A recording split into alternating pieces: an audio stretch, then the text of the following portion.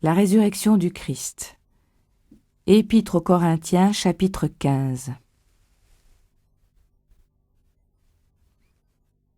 Je crois maintenant, mes frères, vous devoir faire souvenir de l'évangile que je vous ai prêché, que vous avez reçu, dans lequel vous demeurez ferme, et par lequel vous êtes sauvés, afin que vous voyiez si vous l'avez retenu comme je vous l'ai annoncé, puisqu'autrement ce serait en vain que vous auriez embrassé la foi.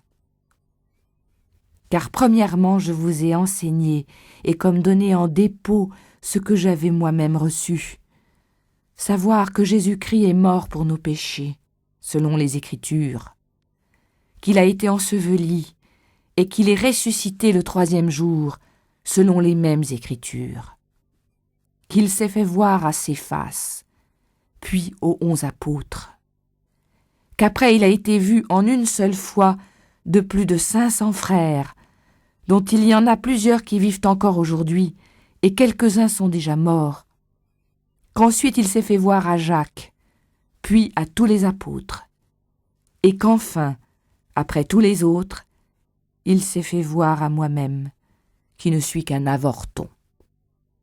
Car je suis le moindre des apôtres, et je ne suis pas digne d'être appelé apôtre, parce que j'ai persécuté l'Église de Dieu. Mais c'est par la grâce de Dieu que je suis ce que je suis, et sa grâce n'a point été stérile en moi.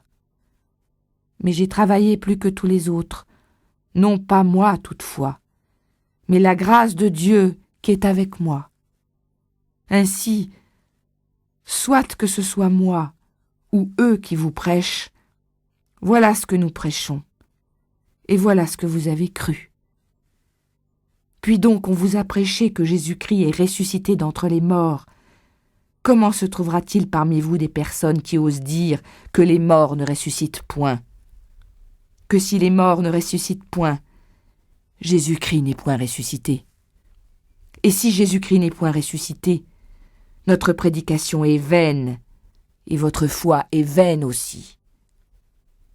Car si les morts ne ressuscitent point, Jésus-Christ n'est pas non plus ressuscité. Ceux qui sont morts en Jésus-Christ sont donc morts sans ressource. Si nous n'avions d'espérance en Jésus-Christ que pour cette vie, nous serions les plus misérables de tous les hommes. Mais maintenant, Jésus-Christ est ressuscité d'entre les morts, et il est devenu les prémices de ceux qui dorment. C'est pourquoi rendons grâce à Dieu, qui nous donne la victoire par notre Seigneur Jésus-Christ. Ainsi, mes chers frères, demeurez fermes et inébranlables, et travaillez sans cesse de plus en plus à l'œuvre de Dieu, sachant que votre travail ne sera pas sans récompense en notre Seigneur.